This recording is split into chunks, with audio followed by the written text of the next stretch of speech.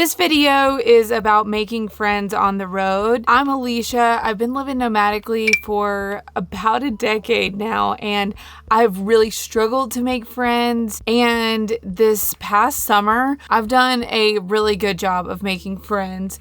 It is so hard to get out of your own head when it comes to making friends on the road or just making friends in general. Like, as an adult, it's hard, So I wanted to give all of the advice I got because I've been just thinking about it a lot. I've got a lot of good stuff. My tips today are specifically for me living in my truck camper, how I have made friends on the road doing this lifestyle. At the beginning of the summer, I used Bumble BFF to make friends. It's an app where it was originally designed for dating, and now they've got a friend section too. I don't know how long they've had the friend section, but I just used it this past year, and the good thing about it is the women that I met on Bumble BFF are also in the same boat.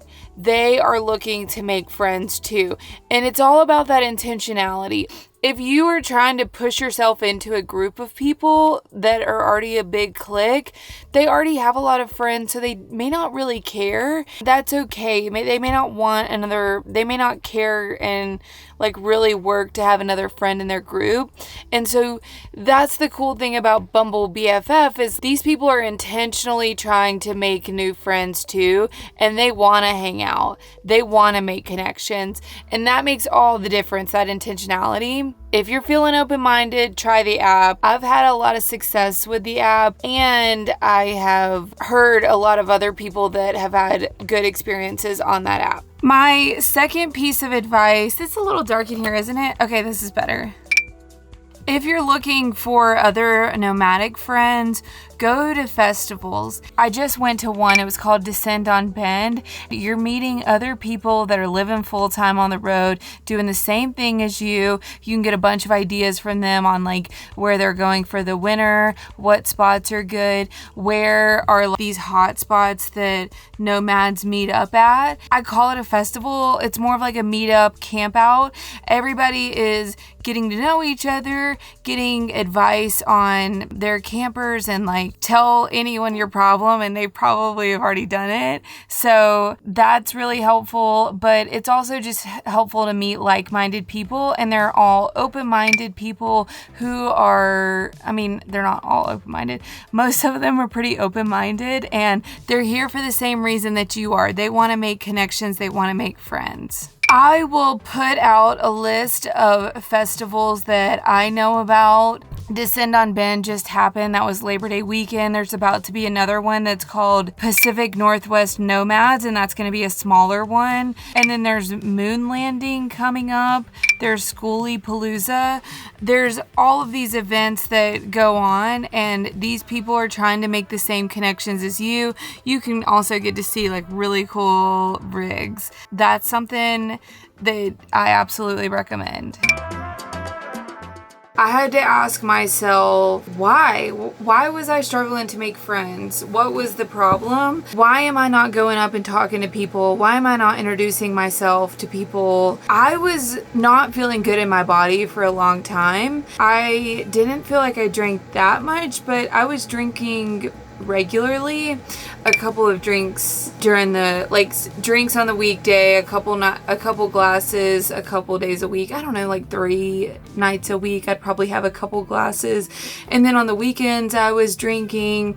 Just an accumulation of a decade of regular drinking. I felt like I didn't feel good in my body. That reflected in my confidence. So when I wasn't confident, I was oh, there's something wrong with me. And maybe it's more than just alcohol. It was probably a combination of isolation during the There's also when you have bad friendships, sometimes people are reaffirming things to you that you're already struggling with. If people wouldn't reach out to me instead of if people wouldn't respond to me when I text them, I would think of it as a me problem instead of a them problem. Oh, they've got something going on. I took it personally. So I had to work on my confidence and think about, okay, I'm having a lot of social anxiety anxiety? Why am I having all these voices in my head that say like they're too cool to talk to, these people don't want you talking to them? You know, that's like the worst case scenario. If you go introduce somebody and you're like, hey, I love your rig.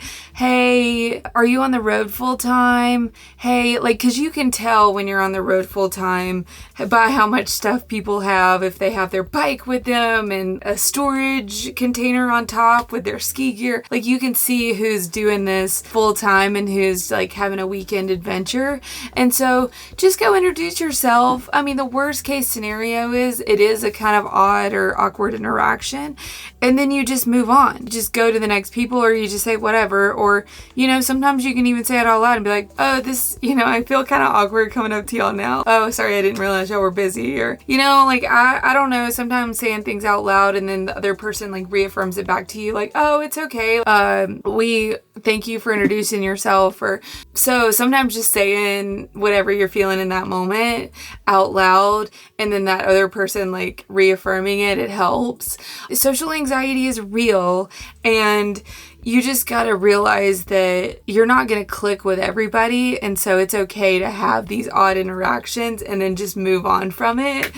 But honestly, stopping alcohol, like I felt better in my body, and now I would say I'm going into like the rarely drinking. I reintroduced alcohol this summer, and now I'm trying to figure out like the balance with that after going a winter without it. But basically what I'm trying to say is cutting out alcohol, doing hot yoga, and like for some reason to be honest, I feel better in my body, and I don't have as much like in negative internal dialogue right now, and it helps with my confidence. And so I'm like, yeah, I'll go talk to people, and I'm more interested in people, because when I'm drinking and meeting new people, I feel like I'm more into the buzz, and I'm more into like feeling good, having a good time drinking, than I am making like real connections. So that's just something I've learned for myself. Try it, it might work for you. Here's a list of questions that you can ask people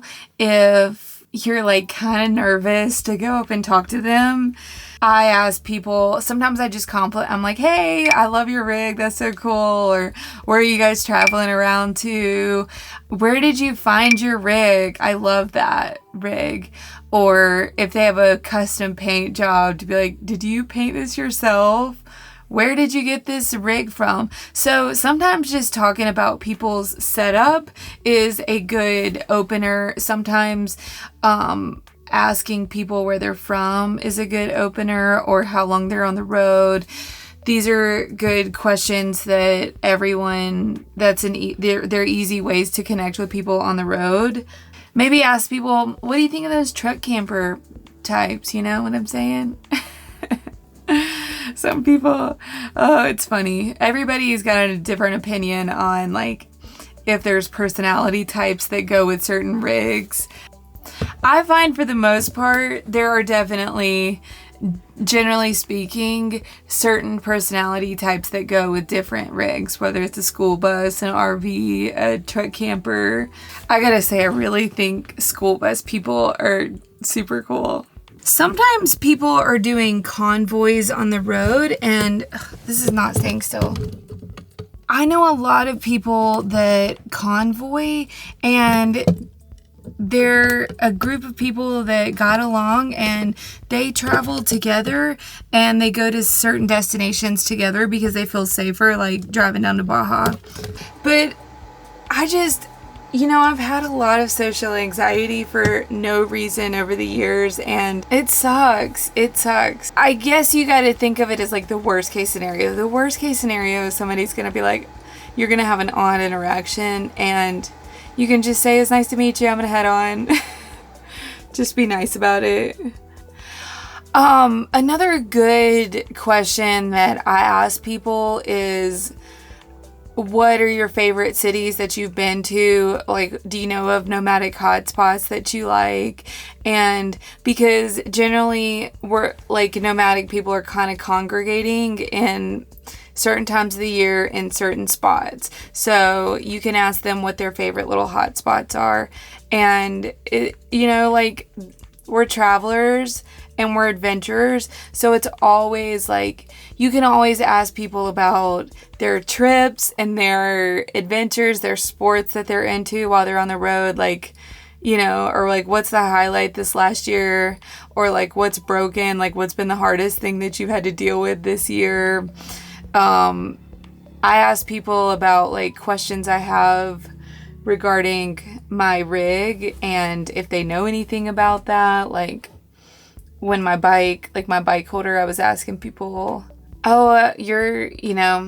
your hitch receiver on the front versus the back, and I got some advice. Right now I'm camped in a section of BLM land, and there's a lot of other people camping, and usually people are working during the day. Some people are just hanging out, some people are working on their rigs, and then everybody kind of hangs out at night and pulls up a chair. Sometimes you can just pull out some cornhole bags, pull out a chair, and make a setup, and people will come to you. Have a fire pit. People love fire pits, like a propane fire pit. You can also kind of make your own setup, and that will draw people to you. I think the travel community is really great about, like, they're really curious people, they're open-minded, they're resilient, and they're really authentic. So do not be afraid to introduce yourself to these people because they're really cool people. I get nervous too, just like you, and so it's normal, but at the same time, I feel like at certain points in my trips, I've really missed out by not feeling confident to go talk to people. It's worth the risk of feeling dumb or feeling awkward for a minute if it doesn't work out. One of the biggest things that I've overcome is the internal dialogue that I don't need that many friends. I don't need friends. I'm just gonna work or do my hobbies and it's not true. Don't listen to that voice. You know, you're just perpetuating the fear of putting yourself out there and being vulnerable. But the most rewarding part, I mean, having a lot of fun, making connections, learning things about the lifestyle is rewarding, but the most rewarding part for me has this like empowered feeling that I have right now of like, I can make friends and make connections. And once I make the initial, hey, how you doing? It's easy for me to connect with people. I'm naturally curious about people, and I want to know the details. I want to know the real stuff. So I don't have a problem connecting with people once I make the introduction, but sometimes I talk myself out of putting myself out there, right? And I just kind of stay in my comfort zone of my camper or whatever. So I would say one of the biggest things I've overcome is the voice inside of my head that's saying, you don't need to make these connections. It's not really that important to have good friends. You can just, you've got a ton of hobbies and stuff, but yeah, it's really nice to have good friends. And so it's just great to feel empowered and like I've made friends too that haven't really served me, and I don't think they're a good influence for me, or they're living a different lifestyle than what I want to be living, or for various reasons, or like people that are negative, people that perpetuate drama. You're gonna meet all types of people, good and bad.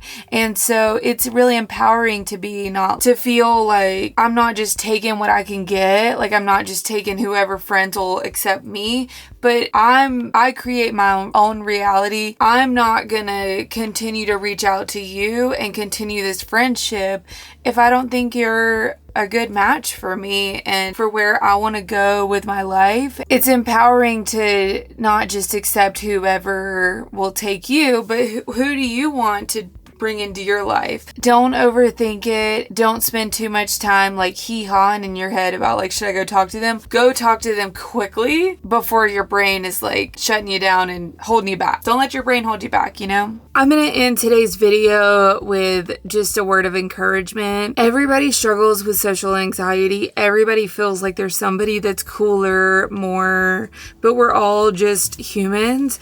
And if you put people on a pedestal, you're not going to have as good good of a connection is if you're just like, I'm a really cool human. People want to know me, and you are curious about other people. And if people are not really talking to you, or they're not really listening to you, just move on. Like, those people aren't worth your time. You got this. Like, everybody deals with this, and it's annoying, but a lot of the times it's just the conversations that we're having in our head that's holding us back from making those connections that we need as humans. And we have all went through like an isolated pandemic together, and it's taken years to like kind of come out of it and feel good again. And so we've all had hardships, and we're all figuring it out again, and we're always figuring it out. So it's okay. Do your thing, feel confident in who you are, be proud of who you are, and start saying, hey. That's all I got today. Bye, y'all. Have a great weekend. I don't know if I'm going to post this before the weekend. It's a weekend for me. It's Friday afternoon that I'm filming this. See y'all soon. Peace out. I hope this helped.